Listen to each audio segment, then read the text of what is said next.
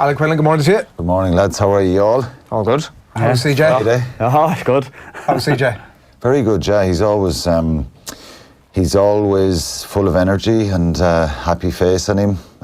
Very positive sports person.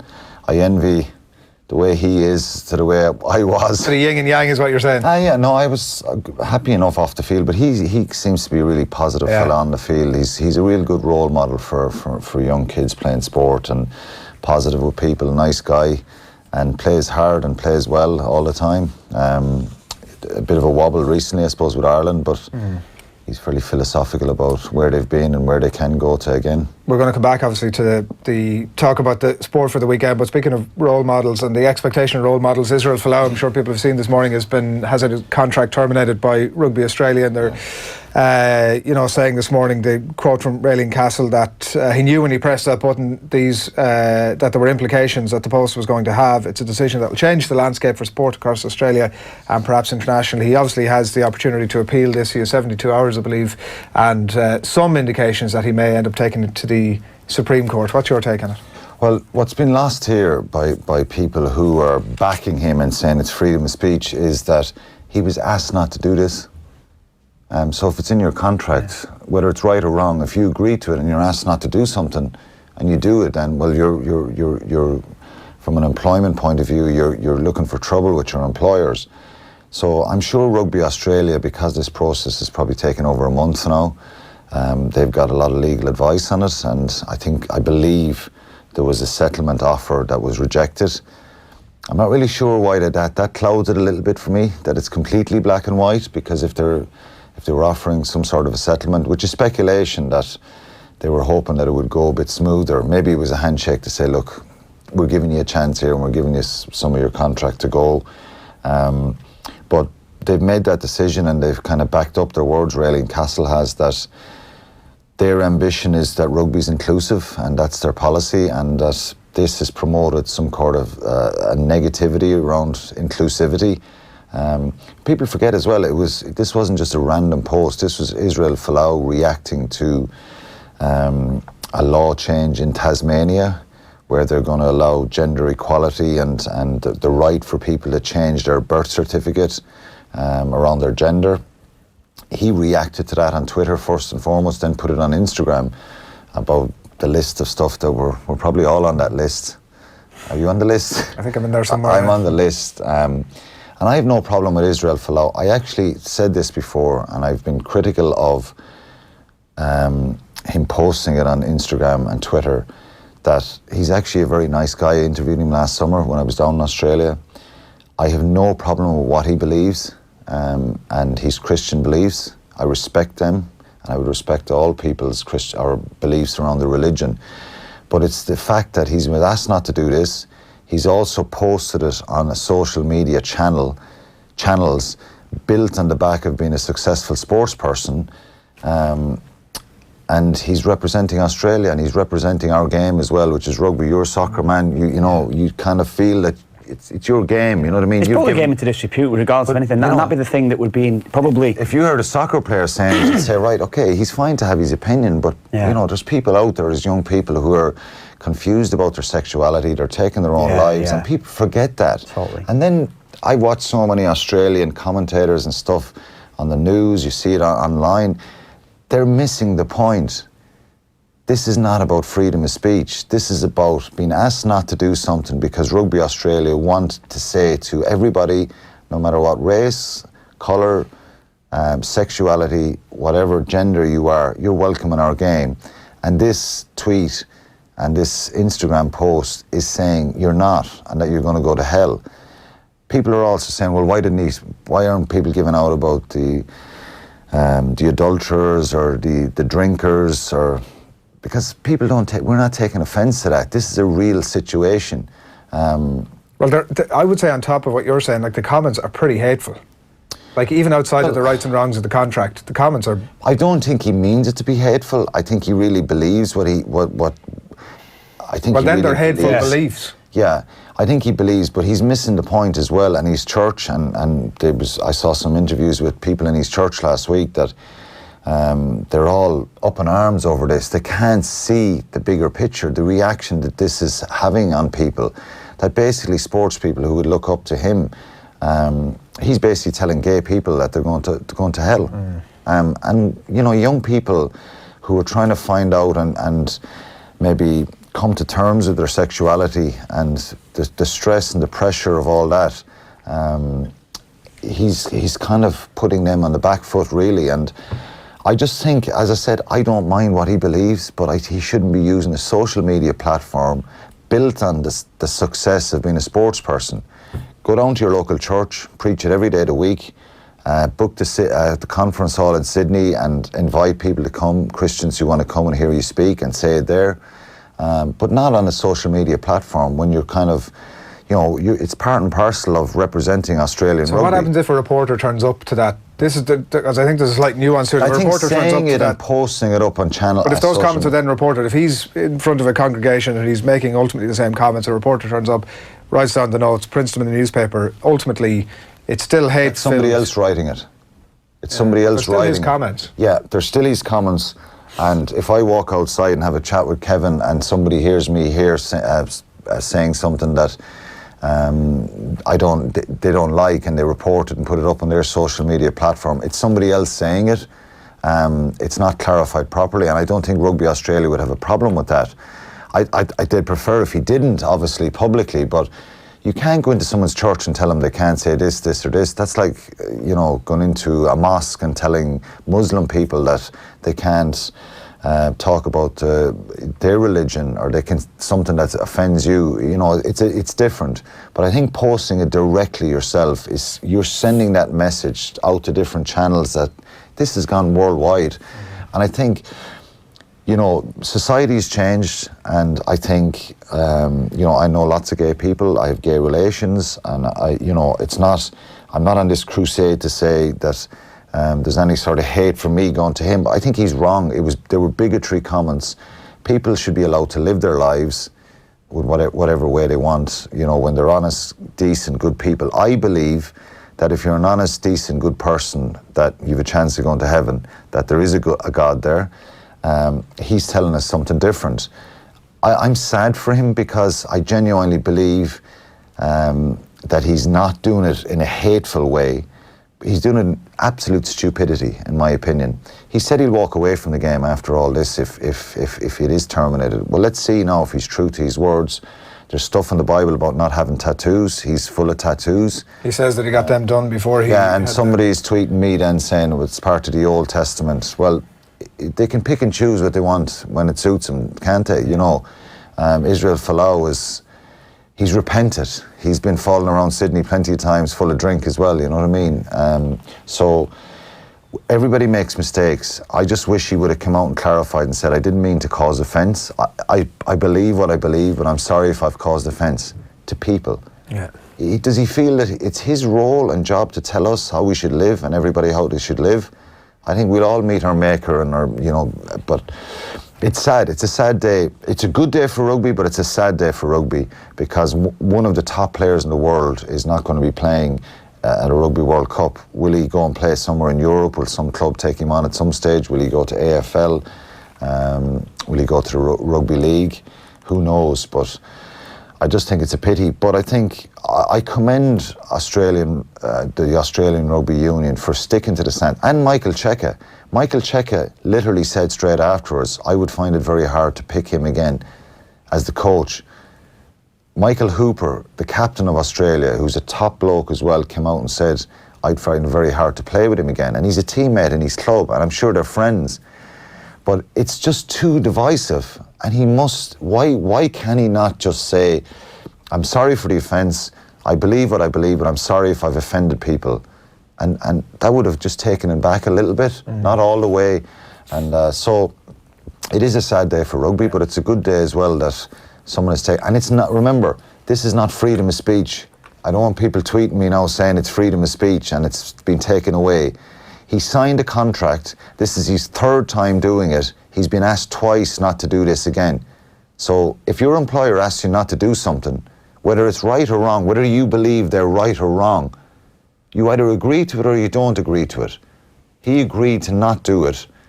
Rugby Australia told him last April, before we went on the tour for the second time, we don't agree with what you're doing. Can you not do this, please? He signed a new 4-year contract with a clause in it about his posting of social media tweets, and so it's a shame, really. It'll run for a little bit. It might run. He might appeal it now, and I'm sure he had top lawyers with him the last day at the hearing. So yeah, it becomes a very different case now, is the point we were making earlier on. The Sunday Telegraph, by the way, reporting just on your point there, that he had said no to a $1 million settlement. The full value of the contract was $4 million, but we shall see how that pans out. A couple of interesting Pro 14 semi-finals to look ahead to this weekend. Quinny, we'll start with the All-Irish affair. Is this just a simple case of a pretty mean defence against a team that can't score tries?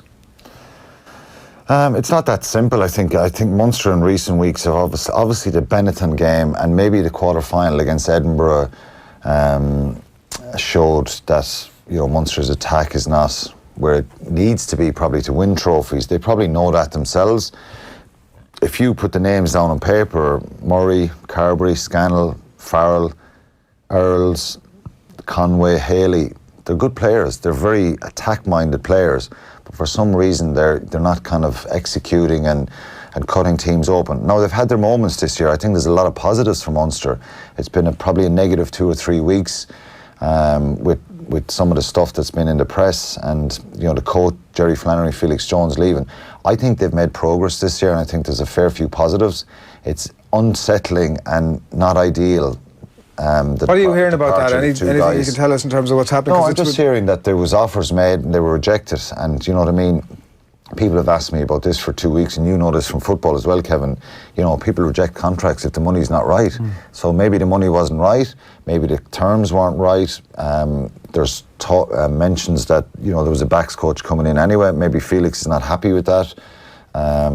So they couldn't agree terms, and I think both sides have said, well, there was terms offered and there was terms rejected. So it was down to contractual stuff, and it's usually money, isn't it?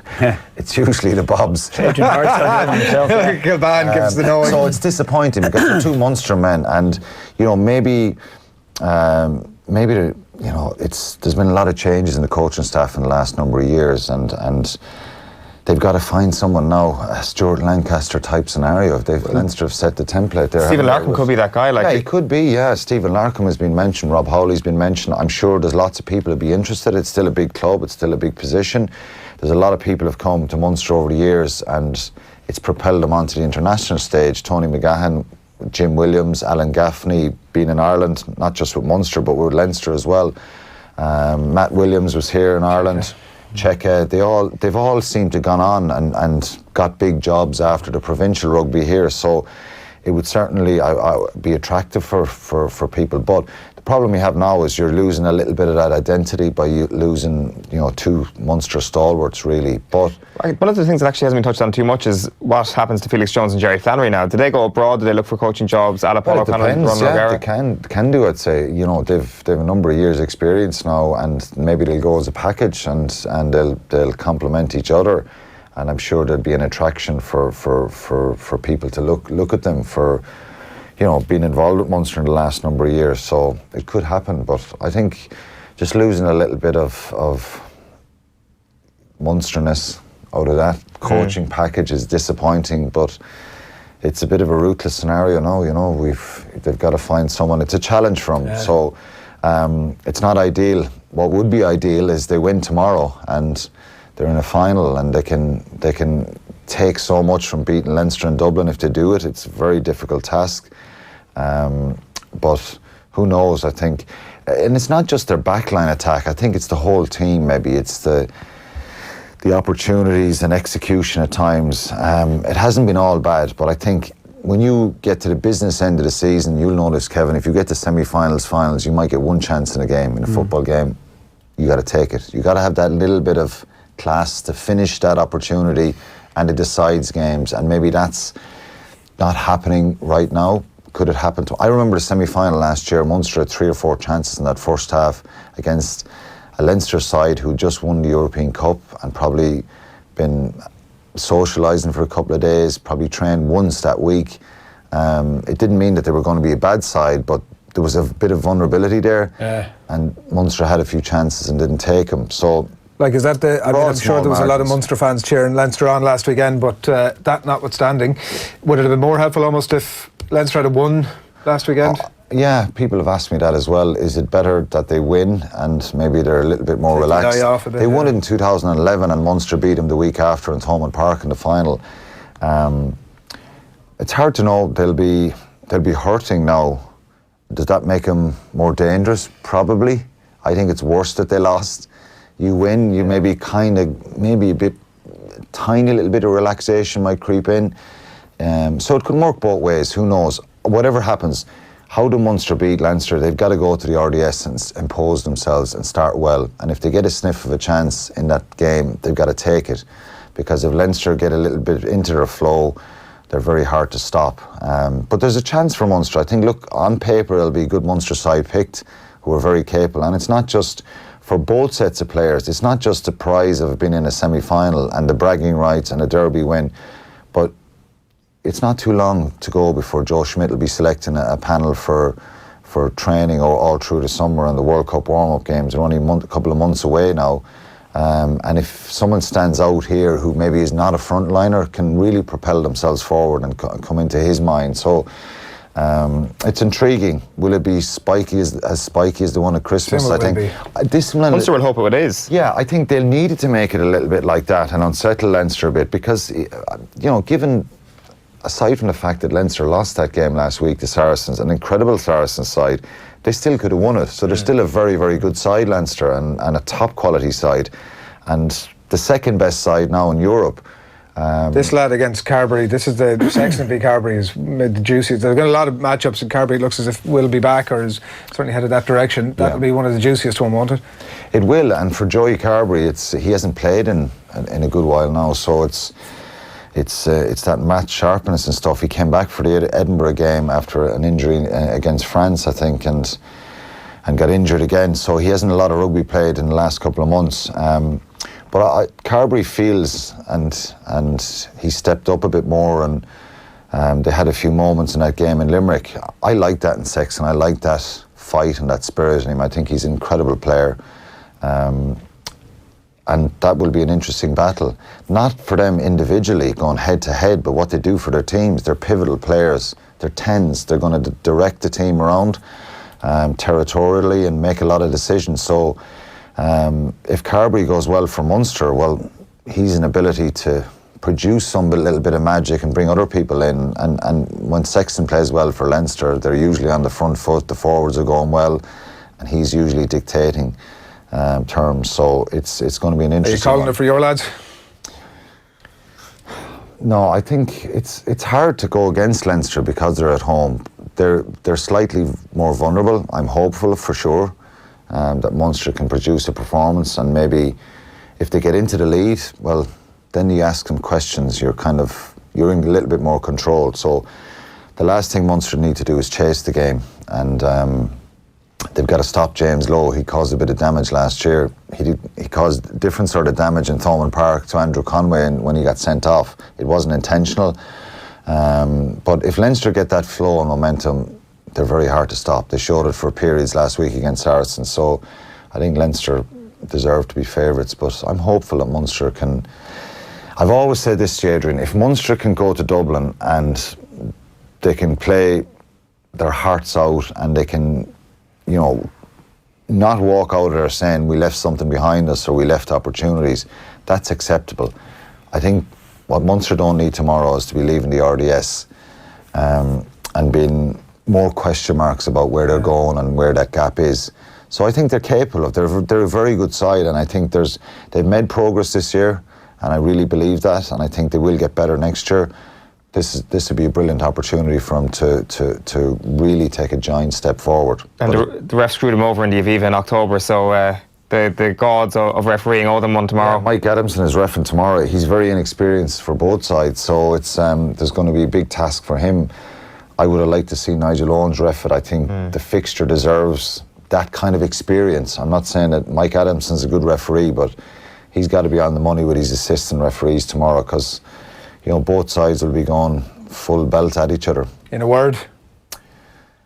It pains me to say it, Hadrian, but not your team. Your team were Connacht, but Leinster. He's anyone. He flops to the win this point. But I have a bit of a. There's a bit of a sparkle or tickle inside me saying that Munster. Actually, what would you do? You're playing against a superior side. Then what would you do? What would your mindset be like all week leading into that game?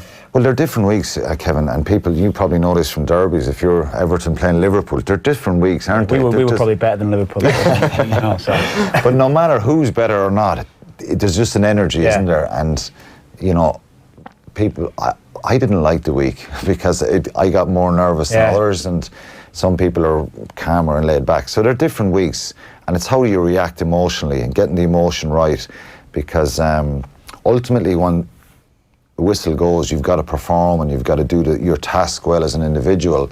And so I think they're definitely different weeks. They're exciting weeks, but there's a different kind of pressure with them. So both sides will feel that pressure tomorrow. There's a massive prize here getting into a final, and you need to bring a desperation to try and win these type of games.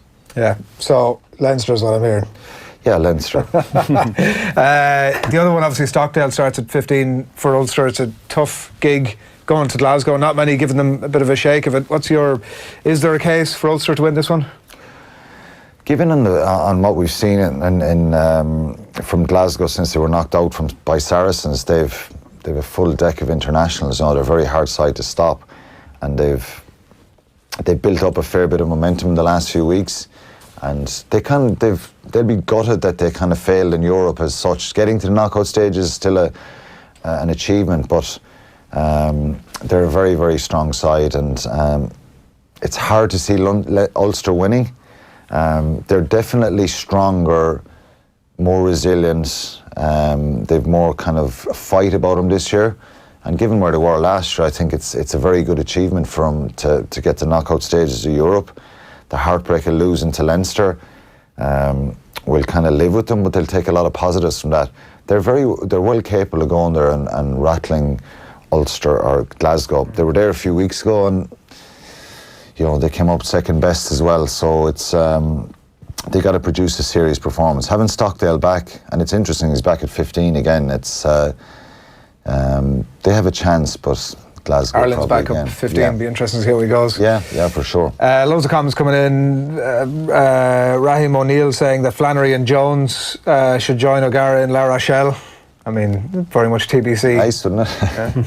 It's not his decision, though. I think it's John O'Gibbs is the boss man. But yeah, I think there'll be opportunities in England and France for them, and they'd be certainly clubs very keen to speak to them. Michael wants to know who'd win Saracens against Crusaders. Good question. Yeah, it is a good question. Depends where it's on. If it was on here, neutral ground, Tokyo. Yeah. It's a hard one to separate, really. You're backing your mate here, aren't you? You're probably Crusaders. Yeah. I think. Yeah. And Baz on Facebook says, "Morning lads, how are you, Baz? Really looking forward to the Leinster-Munster game at the RDS. Usually it's moved to the Aviva. Should be a cracking game. Nothing more deep than that. That's it. Perfect note to leave it on. Good luck at the weekend. Cheers. Thanks for joining us. Alan Quinlan, as always, on a Friday here on OTB AM. Still